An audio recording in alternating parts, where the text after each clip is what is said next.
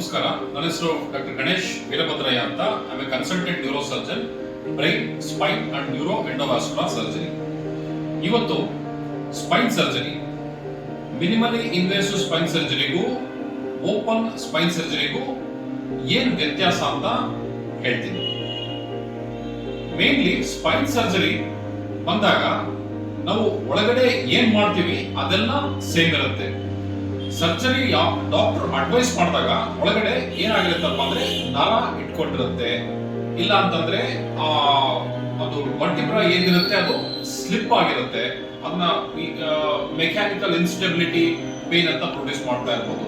ಈ disc prolapse ಇಂದ ಇದು ಸಿಯಾಟಿಕಾ ಅಥವಾ ಪುಲ್ಲಿಂಗ್ ಟೈಪ್ ಆಫ್ ಪೇನು ಉಂಟು ಮಾಡ್ತಾ ಇರ್ಬೋದು.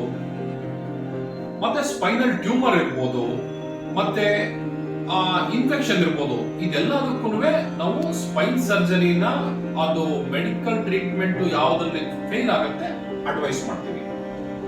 ಈ ಮಿನಿಮಲಿ ಇನ್ವೇಸಿವ್ ಸ್ಪೈನ್ ಸರ್ಜರಿ ಅಂತ ಬಂದಾಗ ಅದು ಆಚೆಯಿಂದ ಇದು ಏನ್ ಇನ್ಸೆಷನ್ ಏನಿರುತ್ತೆ ಅದು ಗಾಯ ತುಂಬಾ ಚಿಕ್ಕದಾಗಿರುತ್ತೆ. ಮತ್ತೆ ಡಿಸ್ಕೆಕ್ಟಮಿ ಅಂತ ಹೇಳಿ ಮಾಡಿದಾಗ ಮೂಳೆ ಏನಿರುತ್ತೋ ಅದು ಕೊರಿಯೋದು ತುಂಬಾ ಸಣ್ಣ ಕಿಂಡಿ ಮಾಡಿಕೊಂಡು ಆ ಡಿಸ್ಕೆಕ್ಟಮಿ ನರನ ಸರಿಸಿ ಆ ಡಿಸ್ಕ್ ನ ತೆಗೆದು ನರನ ಫ್ರೀ ಮಾಡ್ತೀವಿ ಮಿನಿಮಲಿ ಇನ್ವೇಸಿವ್ ಸ್ಪೈನ್ ಸರ್ಜರಿನಲ್ಲಿ. ಇಲ್ಲಿ ಏನಪ್ಪಾ ಅಂದ್ರೆ ಟಿಶ್ಯೂಸ್ ಏನಿರುತ್ತೆ ಅದನ್ನ ಜಸ್ಟ್ ಸರಿಸ್ಕೊಂಡು ಆ ಟ್ಯೂಬ್ ರಿಟ್ರಾಕ್ಟರ್ಸ್ ಅಂತೀವಲ್ಲ ಅದ್ರ ಮುಖಾಂತರ ಹೋಗ್ಬಿಟ್ಟು ಸರ್ಜರಿನ ಮಾಡಲಾಗುತ್ತೆ. ಮಿನಿಮಲ್ ಇನ್ವೇಸಿವ್ ಸ್ಪೈನ್ ಸರ್ಜರಿಗೂ ಟ್ಯೂಬ್ ಮುಖಾಂತರ ಟ್ಯೂಬ್ ಯೂಸ್ ಮಾಡಿ ಮೈಕ್ರೋಸ್ಕೋಪ್ ಮುಖಾಂತರನೇ ಎಲ್ಲ ನರಗಳ ಏನಿದೆ ಅದನ್ನ ಫ್ರೀ ಮಾಡೋದು, ಮತ್ತೆ ಮೂಳೆ ಅಕಸ್ಮಾತ್ ಸ್ಲಿಪ್ ಆಗ್ತಾ ಇದ್ರೆ ಫಿಕ್ಸ್ ಮಾಡೋದು. ಈ ಮಿನಿಮಲ್ ಇನ್ವೇಸಿವ್ ಸ್ಪೈನ್ ಸರ್ಜರಿನಲ್ಲಿ ಟಿಶ್ಯೂಸ್ ಏನಿರುತ್ತೋ ಅದನ್ನ ಸರಿಸ್ಕೊಂಡು ಮಾಡೋದ್ರಿಂದ ಸ್ವಲ್ಪ ಬ್ಲಡ್ ಲಾಸ್, ರಕ್ತಸ್ರಾವ ಆಗೋದು ಇಂಟ್ರಾಪರೇಟಿವ್ಲಿ ಕಮ್ಮಿ ಇರುತ್ತೆ ಸರ್ಜರಿ ಮಾಡಬೇಕಾದ್ರೆ. ಮತ್ತೆ ಸರ್ಜರಿ ಆದ್ಮೇಲೂ ರಿಕವರಿ ಚಾನ್ಸಸ್ ಓಪನ್ ಸರ್ಜರಿಗಿಂತ ಸ್ವಲ್ಪ ಉತ್ತಮವಾಗಿರುತ್ತೆ. ಮತ್ತೆ ಓಪನ್ ಸರ್ಜರಿನಲ್ಲಿ ಗಾಯ ಆಚೆ ಸ್ವಲ್ಪ ದೊಡ್ಡದಾಗಿರುತ್ತೆ. ಮೈಕ್ರೋಸ್ಕೋಪ್ ಯೂಸ್ ಮಾಡಬಹುದು, ಇಲ್ಲ ಅಂತಂದ್ರೆ ಓಪನ್ ಆಗಲು ಸರ್ಜರಿ ಮಾಡಬಹುದು. ಬಟ್ ಒಳಗಡೆ ನರಗಳು ಬಿಡಿಸೋದು, ಮತ್ತೆ ಮೂಳೆನ ಅದು ಸ್ಲಿಪ್ ಆಗ್ತಾ ಇರೋದನ್ನ ಫಿಕ್ಸ್ ಮಾಡೋದು, ಸ್ಲಿಪ್ ಡಿಸ್ಕ್ ನ ತೆಗೆದು ನರ ಫ್ರೀ ಮಾಡೋದು, ಎರಡೂ ಮಿನಿಮಲಿ ಇನ್ವೇಸಿವ್ ಸರ್ಜರಿನಲ್ಲೂ ಓಪನ್ ಸರ್ಜರಿನಲ್ಲೂ ಎರಡನ್ನೂ ಸೇಮೇ ಇರುತ್ತೆ. ಓಪನ್ ಸರ್ಜರಿನಲ್ಲಿ ಟಿಶ್ಯೂಸ್ ಏನಿರುತ್ತೆ ಅದನ್ನ ಸ್ವಲ್ಪ ಟಿಶ್ಯೂ ಲಾಸ್ ಅಂತ ಹೇಳ್ತೀವಿ, ಅದು ಆಗಬಹುದು. ಬ್ಲಡ್ ಲಾಸ್ ಮಿನಿಮಲಿ ಇನ್ವೇಸಿವ್ ಗಿಂತ ಸ್ವಲ್ಪ ಜಾಸ್ತಿ ಆಗಬಹುದು.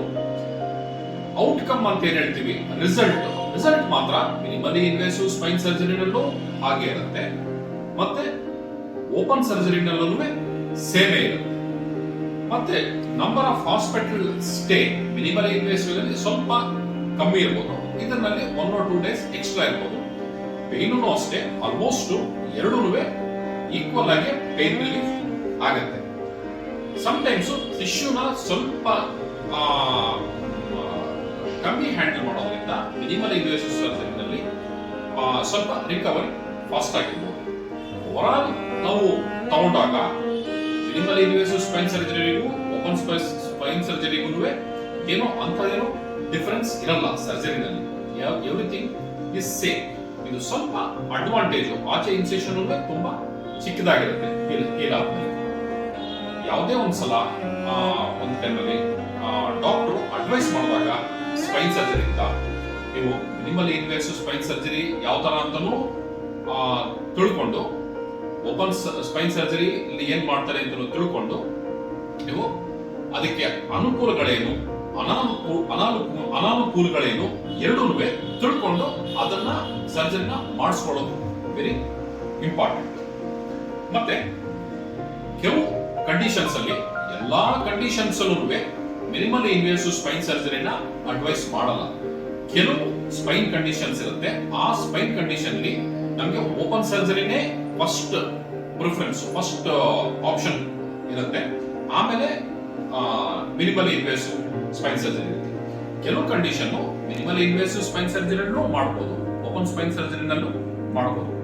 ಇದ್ರ ಬಗ್ಗೆ ಹೆಚ್ಚಿನ ಮಾಹಿತಿ ಬೇಕು ಅಂತಂದ್ರೆ ಯಾರು ಡಾಕ್ಟರ್ ಅಡ್ವೈಸ್ ಮಾಡಿರ್ತಾರೋ ಅವ್ರ ಹತ್ರ ಕಂಪ್ಲೀಟ್ ತಿಳ್ಕೊಂಡು ಆಮೇಲೆ ನೀವು ಸರ್ಜರಿ ಮಾಡಿಸ್ಕೊಳ್ಳಿ. ಇದ್ರ ಬಗ್ಗೆ ಇನ್ಫಾರ್ಮೇಶನ್ ಏನಾದರೂ ಬೇಕಂತಂದ್ರೆ ಆಲ್ವೇಸ್ ಯು ಆರ್ ವೆಲ್ಕಮ್. ಇದನ್ನ ವಿಡಿಯೋನ ವೀಕ್ಷಣೆ ಮಾಡೋದಕ್ಕೆ ಧನ್ಯವಾದಗಳು. ನಮಸ್ಕಾರ.